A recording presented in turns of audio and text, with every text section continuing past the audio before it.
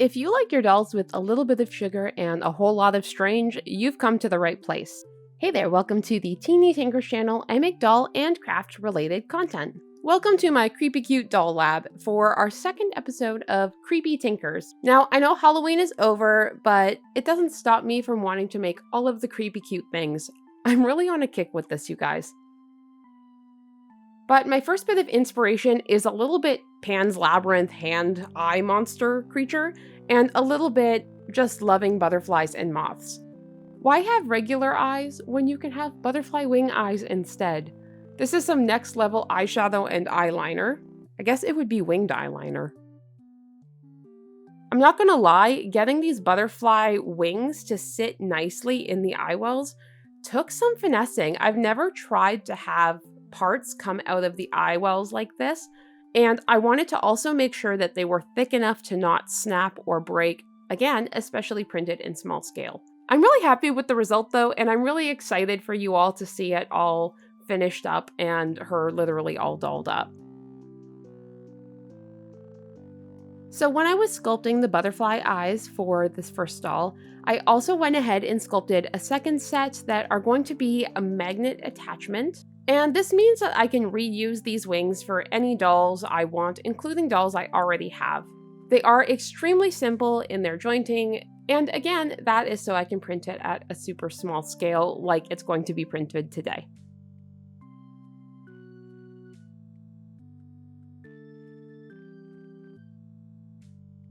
Okay, it is stringing time. This is how big I printed her. She's definitely smaller than my typical teeny tiny, although her head is the same size because she's basically intended to be a baby. Both of these dolls have new bodies. I had been printing most of my teeny tinies and my micros with my hourglass body for the longest time, and I'm really excited to show off a couple new bodies I've made. Pretty fly for a butterfly. I don't know what her name is yet, guys. I'll probably decide by the end of the video. She is officially the first doll I am making on this chibi body.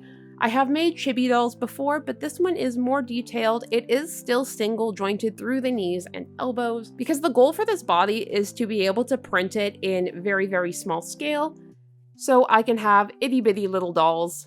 And these itty bitty dolls should be a little sturdier and much less prone to breaking. The wings were a lot smaller, so I ended up having to string these on clear jewelry elastic, although you could absolutely wire these as well.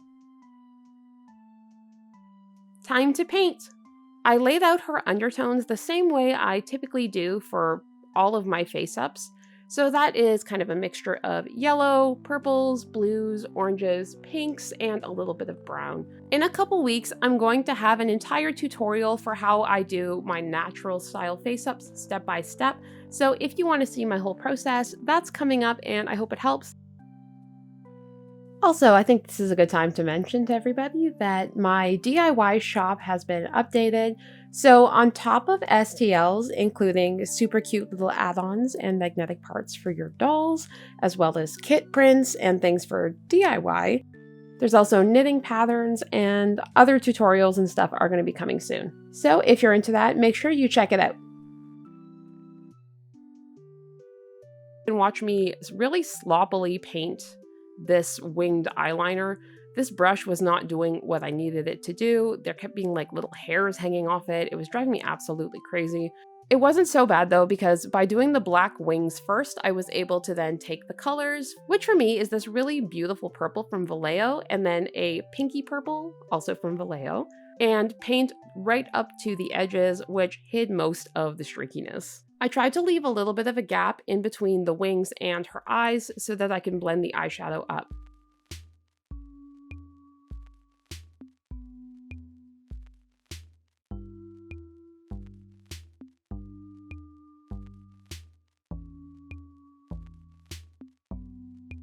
I then used a watercolor pencil to put in some of the lines, though I went over this with a watercolor brush pen, and this really made them super bold and bright. I finished it off with some little white teeny tiny paint dots and a little bit of mica powder.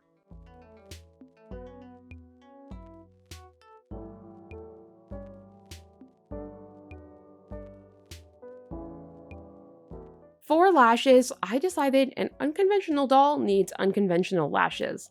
So she got blue strip lashes. Like, these are so cute. I don't know in what other circumstance I would use blue lashes, but I was really glad I had these on hand. All right, fit test on the body, and like, look at this. You're gonna tell me she's not the cutest ever? I completely forgot to film all of the sewing, which is why there's 2 dolls in this video, because it is quite short otherwise. But I made a really cute purple skirt and black top and some tights. I gave her kind of like an emo-y alternative look, and I can't wait to show you guys at the end.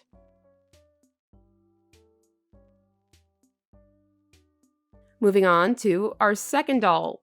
And it's an object head doll, and this time it's a radio head.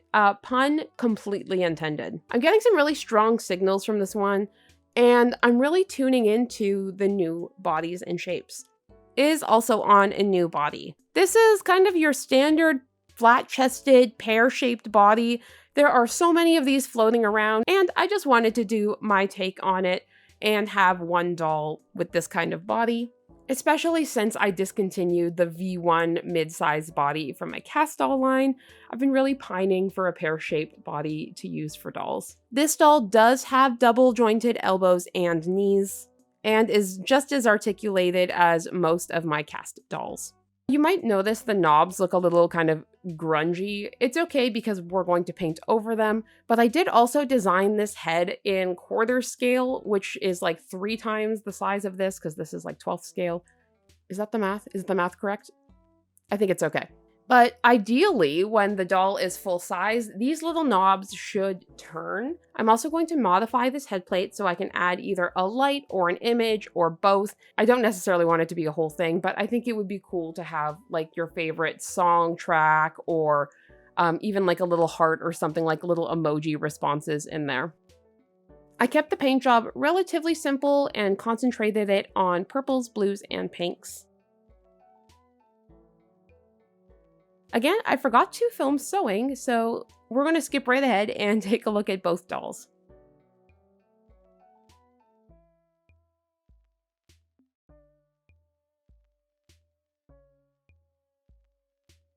Okay, she is so freaking cute. Like, she is such a good little addition to the Creepy Tinkers line, I think. I love her little wings. I love her little, like, face. Like, she's baby. She fits... Oh my gosh, she's their baby. They're taking care of her. They love her. Guys, I can't. And then this radio head doll, like, oh my gosh. Her little outfit came out so good. I stayed away from the pinks and stuck more with a yellow and purple theme, and I think it really kind of just makes her face up pop and pulls it together just enough with the little bow. For now, if you're already subscribed, thanks so much for subscribing. If you're new here, I hope you like the content and consider subscribing.